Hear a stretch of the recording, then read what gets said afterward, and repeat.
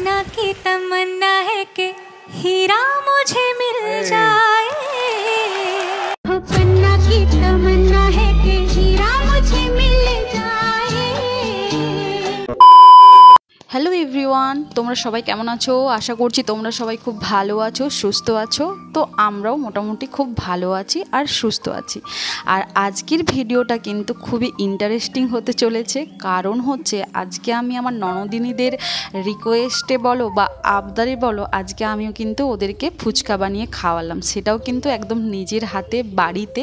আর ওরাও টুকটাক আমাকে অনেকটাই হেল্প করেছে, কারণ বুঝতেই পারছো একা একা তো আর ফুচকা বানানো আমার পক্ষে সম্ভব না। তাই আর যেহেতু ছোট বাচ্চা আছে সেই জন্য পসিবল না হলে মোটামুটি আমি সমস্ত কাজই নিজেই করে নিতে পারি, বা এগুলো আমি আগেও করতাম। তো দেখো আমি কিন্তু ময়দাটা আর একটুখানি সুজি নিয়েছিলাম, সেটা ভালো করে মেখে আর একটা ভিজে কাপড়ের মধ্যে ঢাকা দিয়ে রেখে দিলাম। তারপরে তেঁতুলটা মানে তেঁতুল জল হবে তো, তার জন্য তেঁতুলটা ভিজতে দিয়ে দিয়েছিলাম জলে। আর জিরা আর লঙ্কা, এটাই মনে হয় আমার ফুচকার স্বাদ বদলের সব থেকে বড় উপকরণ।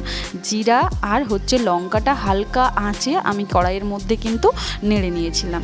তারপরে বৌদি হচ্ছে পাপড়ি চাট খাবো, আর যেগুলো ফুলবে না সেগুলো কিন্তু পাপড়ি চাট করে দেবো।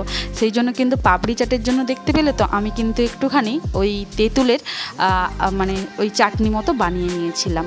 তারপরে দেখো মোটামুটি সব কিছুই রেডি হয়ে গেছে। এই বিকেল তখন 4টে কি 4:30 মতো বাজে, তখন ওদেরকে বললাম তোমরা একটু বেলাবেলি করো, আমি এগুলো সব ভেজে দিচ্ছি।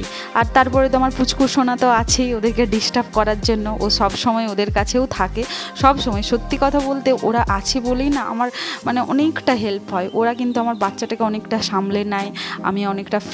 তারপর এই দিকে দেখো আমি ভাজাভাজি করব বলে ওদেরকে বললাম তোমরা কিন্তু একটু ফটাফট কিন্তু আমায় বেলে দাও, ঠিক আছে।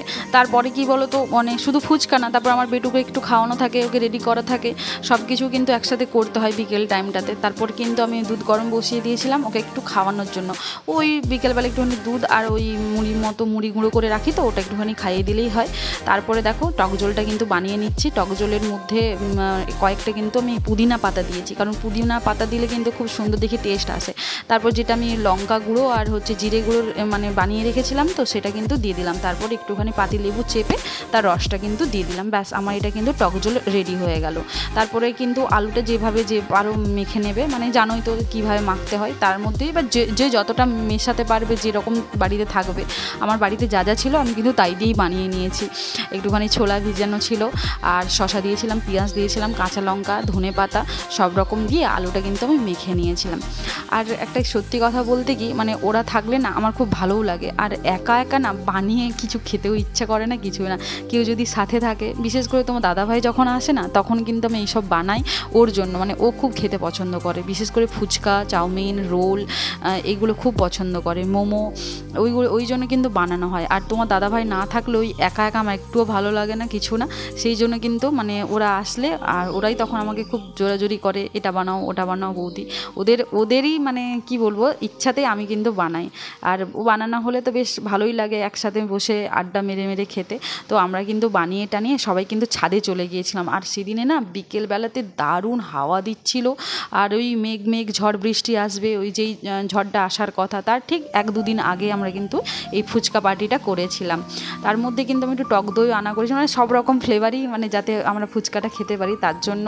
কিন্তু মানে যা মানে দোকানে বানানো হয় সেটাই কিন্তু আমরা পুরো বাড়িতে বানিয়ে কিন্তু খেয়েছিলাম, তার মজাটা নিয়েছিলাম। এই দেখো ও রেডি হয়ে গেছে, ওর মুখে একটুখানি দই দিয়ে দিল, ও যদিও এইসব একদম পছন্দ করে না।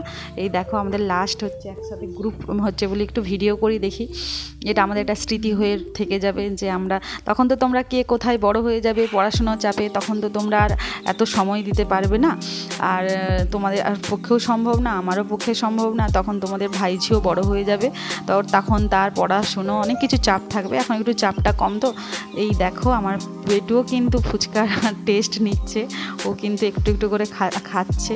ঠিক আছে, আজকের ভিডিওটা কিন্তু এখান পর্যন্তই। যদি তোমাদের এই ভিডিওটা দেখতে ভালো লাগে, লাইক, কমেন্ট, শেয়ার, সাবস্ক্রাইব করে আমার পাশে থেকো। বাই।